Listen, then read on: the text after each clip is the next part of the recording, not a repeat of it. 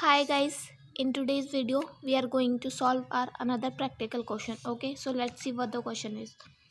A Japanese soft drink company is planning to establish a subsidiary company in India to produce mineral water.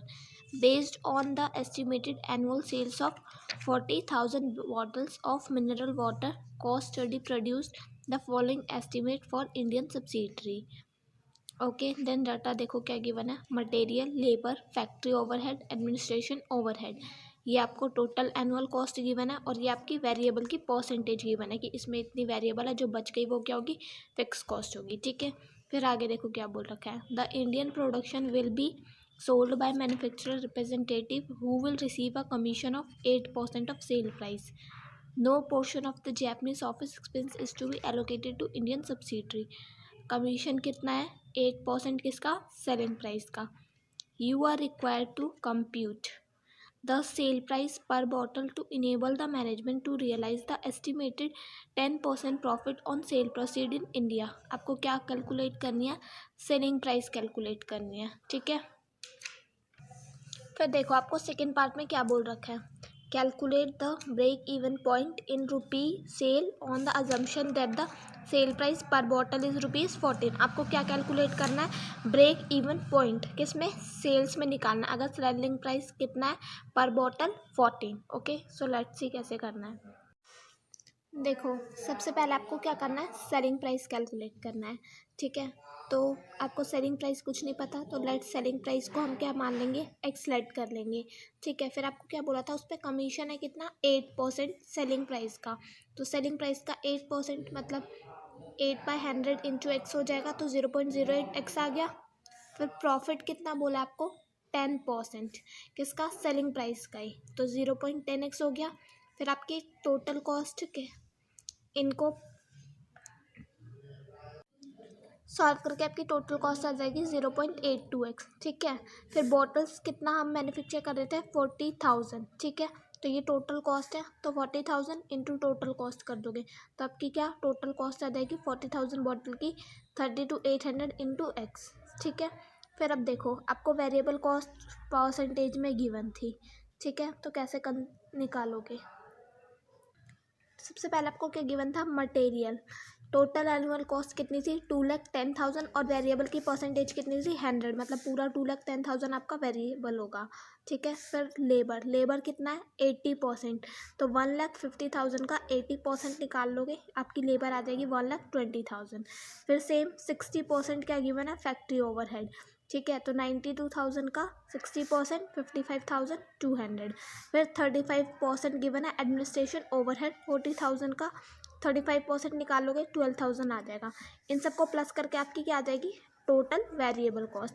फिर fix cost में देखो material तो पूरा 100% variable ही था, तो material कुछ नहीं है। लेबर 80 ये था, तो 20 लेबर होगा। फिर सेम ऐसे ही फैक्ट्री ओवरहेड निकाल लिया हमने और एडमिनिस्ट्रेटिव ओवरहेड निकाल लिया। टोटल आपकी फैक्ट्री कॉस्ट आ गई। ठीक है, फिर इन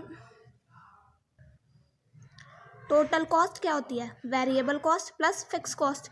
आपकी वेरिएबल कॉस्ट कितनी है? 3,99,200 और फिक्स कितनी है? 92,800। दोनों को प्लस कर लिया, आपकी टोटल कॉस्ट आ गई 4,92,000।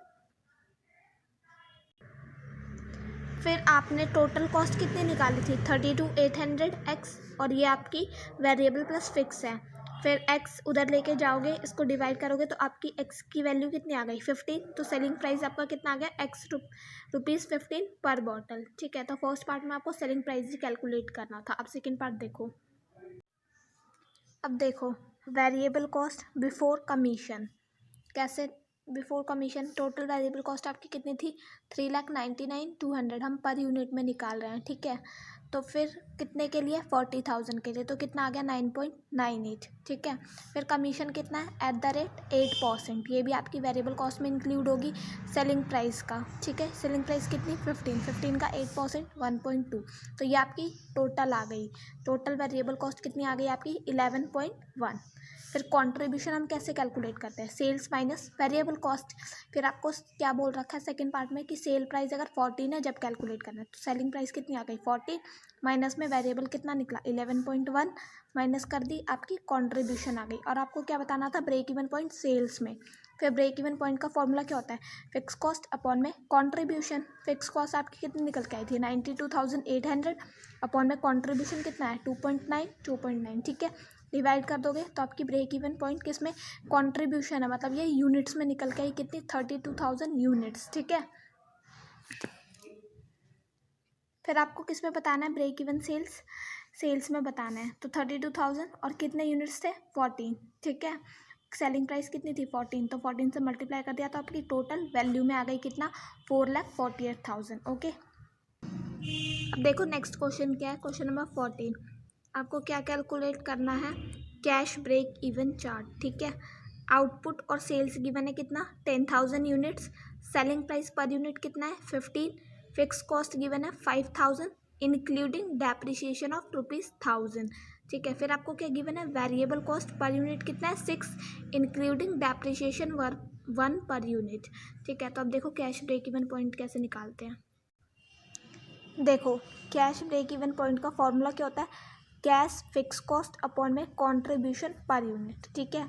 क्या फॉर्मूला होता है कैश ब्रेक इवन पॉइंट का, जैसे ब्रेक इवन का क्या होता है फिक्स कॉस्ट अपॉन में कॉन्ट्रीब्यूशन, तो वैसे इसके आगे क्या लग जाता है, कैश फिक्स कॉस्ट अपॉन में कॉन्ट्रीब्यूशन पर यूनिट, ओके।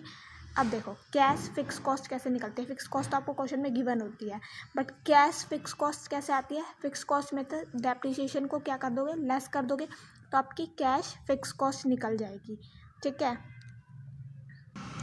अब देखो जैसे इस क्वेश्चन में फिक्स कॉस्ट कितनी है 5,000 है इंक्लूडिंग डेप्रिसिएशन, तो डेप्रिसिएशन हटा दोगे 5,000 माइनस 1,000 कितना हो गया 4,000 हो गया। सेम ऐसे ही इसमें 6 है और डेप्रिसिएशन इंक्लूड है, तो 6 माइनस 1 वेरिएबल कॉस्ट कितनी हो गई आपकी 5, ओके।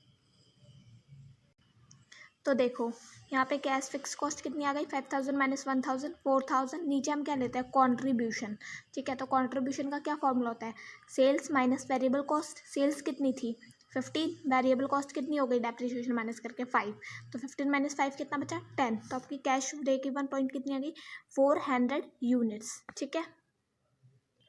फिर देखो उसका ग्राफ कैसे बनाते हैं, सबसे पहले नीचे हम आउटपुट लेते हैं, ऊपर कॉस्ट या सेल्स लेते हैं, ठीक है। जो भी डाटा होगा वो प्रिपेयर कर लोगे। फिर फिक्स कॉस्ट क्या होती है, हमेशा फिक्स रहती है, तो 4,000 आपकी फिक्स कॉस्ट थी, यहाँ से स्ट्रेट लाइन जा रही है कैश फिक्स कॉस्ट, ठीक है।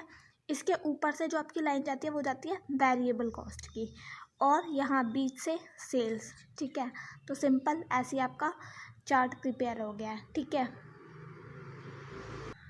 अब देखो नेक्स्ट क्वेश्चन, आपको क्या कैलकुलेट करना है, margin of safety from the following data, ठीक है। दो कंपनी है रूबी एंड को एंड रटर एंड को, आपको सेल्स गिवन है, फिर कॉस्ट में फिक्स कॉस्ट गिवन है, वेरिएबल कॉस्ट गिवन है, ठीक है। फिर प्रॉफिट आपको गिवन है, क्या कैलकुलेट करना है आपको, मार्जिन ऑफ सेफ्टी, ठीक है। तो देखो कैसे करना है, देखो सबसे पहले आपको से क्या गिवन थी, सेल्स गिवन थी, दोनों की कितनी है 1 लाख 1 लाख। फिर सेल्स में से हम क्या करते हैं लेस क्या करते हैं वेरिएबल कॉस्ट लेस कर दोगे, दोनों का 50 और 30 था, ठीक है। तो आपका क्या आ गया कॉन्ट्रीब्यूशन आ गया। फिर हम पीवी रेशियो कैसे निकालते हैं, कॉन्ट्रीब्यूशन बाय सेल्स इंटू 100, कितना आ गया 50% 70%। फिर हमने ब्रेक इवन पॉइंट निकाला, कैसे फिक्स कॉस्ट अपॉन में पीवी रेशियो, ठीक है। आप चाहते तो फिक्स कॉस्ट अपॉन में कॉन्ट्रीब्यूशन करके भी निकाल सकते हो, ठीक है। तो ये कितना आ गया 60,000 और ये 71,429। अब मार्जिन ऑफ सेफ्टी का क्या फॉर्मूला होता है, total sale minus break even point. हम इन्हें ये सारी चीज़ें क्यों निकाली, क्योंकि मार्जिन ऑफ सेफ्टी का फॉर्मूला क्या होता है sales minus break even point, ठीक है। सेल्स कितनी थी 1 लाख, ब्रेक इवन पॉइंट 60, तो आपका कितना हो गया मार्जिन ऑफ सेफ्टी इसके लिए 40,000। सेम इसकी सेल्स कितनी थी 1 लाख और फिर ब्रेक इवन पॉइंट कितना निकला 71,429, तो आपका मार्जिन ऑफ सेफ्टी कितना आ गया 28,571, ठीक है। अब नेक्स्ट क्लास में हम की ऑफ फैक्टर डिस्कस करेंगे, ओके।